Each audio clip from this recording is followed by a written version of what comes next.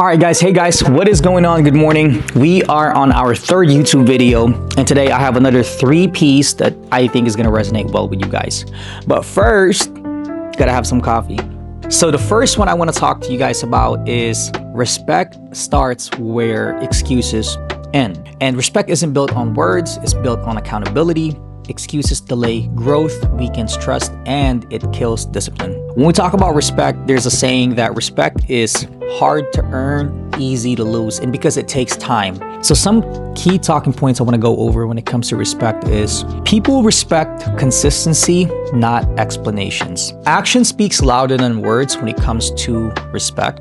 And if you always have excuses as to why you can't be there for an individual in terms of earning respect, then it's going to be difficult for you to have a strong relationship with that person and be there for you when you need them most. Another talking point is excuses destroys credibility, especially in leadership. And as leaders, it's important for us to lead by example. Exactly. When people lead by example, I think that is the best way for you to lead the most credibility, not just in the military, but anywhere in life, all the way across. If you do it and I can see that you do it, you're going to earn my respect. Tell me that you're going to do something and you don't, or you do the opposite around other people, you switch up, lose respect. Most definitely. Every excuse protects weakness. Every action builds strength. You got to do it. Action speaks louder than words. That's one of the best ways. That's one of the best quotes ever made. Self-respect grows when you stop negotiating with your limits. There are some things that we have to protect when it comes to self-respecting ourselves, and those are usually our truth. If you don't feel comfortable talking to someone about an issue, right? For example, my boy, if one of my friends say, hey, let's go out this weekend, and I'm looking at my wife and my wife's like, hey, you're tired, you've had a long day, you probably shouldn't go out, you've been saying you're tired. I know I'm tired, but then I say, yeah, man, I'll go out. Yeah, for sure. No, I'm not tired. Yeah, I'll go. And then I hang up and I'm like, man, I'm so tired. What am I really trying to prove? Right? When I know deep down I'm tired, again, it's gonna fall down to 2 people. The ones that are close to you, they're gonna understand. The ones that are not, they're gonna criticize you. But more importantly, aside from all of that, is do you feel good about what you're saying, what you're doing for yourself, your self-respect? Respect yourself. Another thing is excuses hide potential. Action exposes it. You're getting fat throughout the wintertime, have some self-respect, take care of yourself, tighten up on the food, run a little bit, it's good for your heart, your family, your friends want to see you healthy, have some self-respect on the fitness side. A little bit of science. Self-justification loop. The brain protects ego by rationalizing failure, reducing responsibility. Cognitive dissonance, I think that's how you say it. Making excuses reduces psychological comfort short-term, but erodes confidence long-term. When we talk about respect starting where excuses end, it's where you just draw the line. I think it's where you draw the line of you saying, all right, enough's enough. I need to do this, not just for the people around me, but more importantly, for myself. Common real-life situation, someone says, I'm trying, but their actions don't change. That's a real thing. My question is, how many chances are you going to give someone before you cut people off? Only because they either don't have enough self-respect for the words that they give you, or they don't respect you, and maybe you don't even know, maybe they just don't even respect themselves. They just don't even care. So how many times are you going to give someone the chance till you cut them off? What does that limit look like?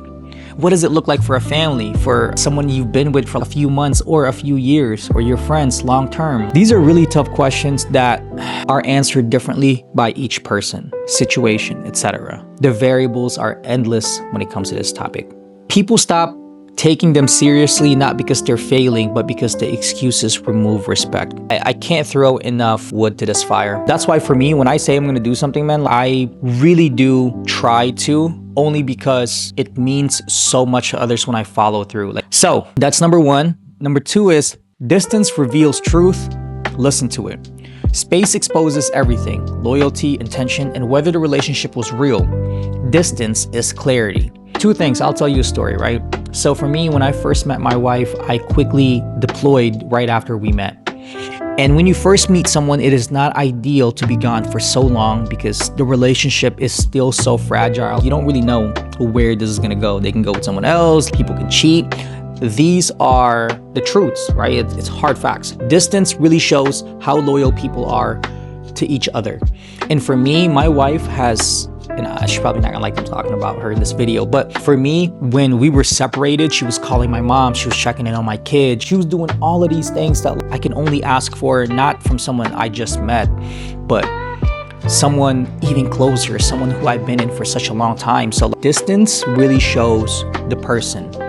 Another thing, for me, many of my friends I have been separated with because being in the military, you're all over the place.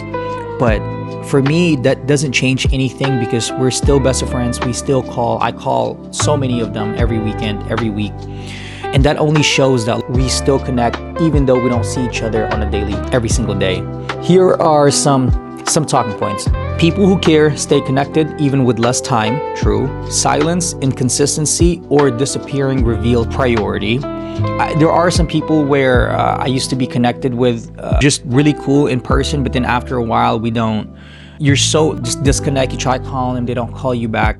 It's not a bad thing. Maybe people are going through different, just tough things in life, but it becomes inconsistent. So I guess when we see them, we'll see them. I know I'm not the only one, right? Everyone feels in some way, shape, or form what I'm saying. Distance exposes one-sided relationships. This I personally have experienced myself. When you're friends with people and you try to connect with them, you can empathize for situations in which they don't reach back.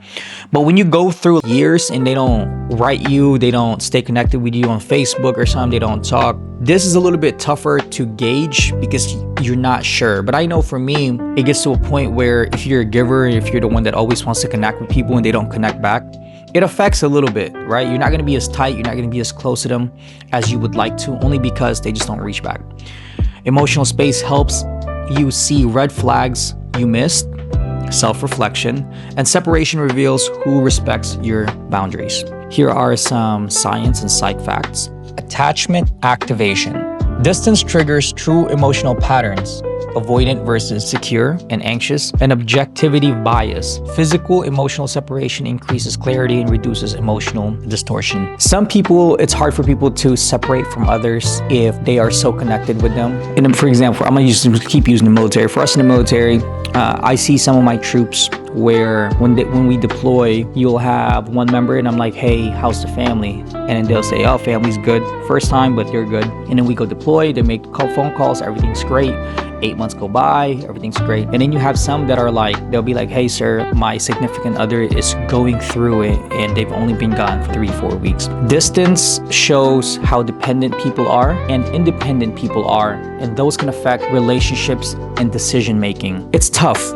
The things I'm saying now there's so many variables into it. Common real life situations, you step back from someone and suddenly they stop checking in, they don't put in effort, or they blame you for the distance. This reveals the truth, not the excuse. This is tough, man, when people blame you for changes, for space that you want to provide. If you leave your town because you want to start a new life, a new career, if you leave a relationship because it's toxic, or if you just give space, people don't understand. People are fighting battles that no one can see. And I think that if you give yourself enough time and space, you'll see more so, not just the people around you, but how strong you really are.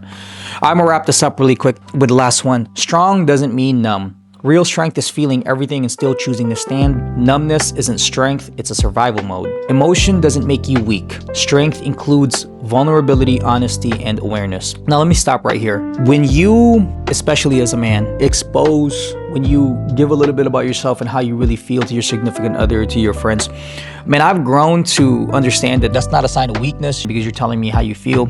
If anything, over time, you get to really see honesty, what that looks like. When someone tells you that they can't, or if they need to take a knee, it's not because they can't do it. It's because they really need help. They need understanding, and you as a friend, as a partner, need to be there for them. And because when they come back out of it, they're gonna come out of it a lot stronger. So I encourage you to speak up if you feel a certain type of way in your current standing right now where you are in life, because that's not, I'll tell you right now, man, that's not being weak. It's better to know than to assume and not know and shit goes wrong, right? Numbness is a defense mechanism, not toughness. Emotional suppression eventually breaks men, leaders, and relationships. Power is learning to feel without losing control. There's one thing too when it comes to emotion. You cannot let emotion just be the only sail. It can't just be like your true north. That cannot be your only thing. You can't let emotion just go through and then now you're making decisions off emotions without facts. facts are still important, but it's also important to acknowledge other people, right? How they feel if they decide to speak up to you. I'm glad I did. I really am glad I made it through all the shit times life threw at me, because I am where I am now and I made it out. But here's the truth. Not everyone makes it out. Emotional suppression increases blood pressure and stress hormones. Here's some science facts. Sorry. And I don't even know how to say this. Alizithymia, I don't know if I'm pronouncing that wrong, is linked to burnout, failed relationships, and depression. Common real-life situation. Men ignore emotions to stay strong, but end up exploding, shutting down, or becoming distant because numbness can't hold the weight forever. You can't trap up all those emotions inside. You gotta find someone to talk to, someone to express, whether that's a professional like a healthcare provider, chaplain, a friend, a family member, something. It's important to be able to speak how you really feel, because over time, if it gets trapped, again, emotions will eventually lead us into making a decision that we do not want to make. Emotion can lead us into making permanent decisions over temporary problems, and that is not what you want to do. So I appreciate you guys for sticking with me. My goal is to make these things under 12 minutes, but there's just so much to talk about, so many examples. I hope anything that I have said has helped you gain some type of perspective. The reason why I'm doing this is because I myself have been through it, and I know the importance of getting help. I know the importance of speaking up. I know the importance of boundaries now, and more so self-awareness and peace. You gotta protect those things. Those are very important. If you cannot protect those, then it's hard for you to be yourself and be there for others. Guys, I hope you guys are having a great day. Thank you so much, and I'll see you guys at the next video.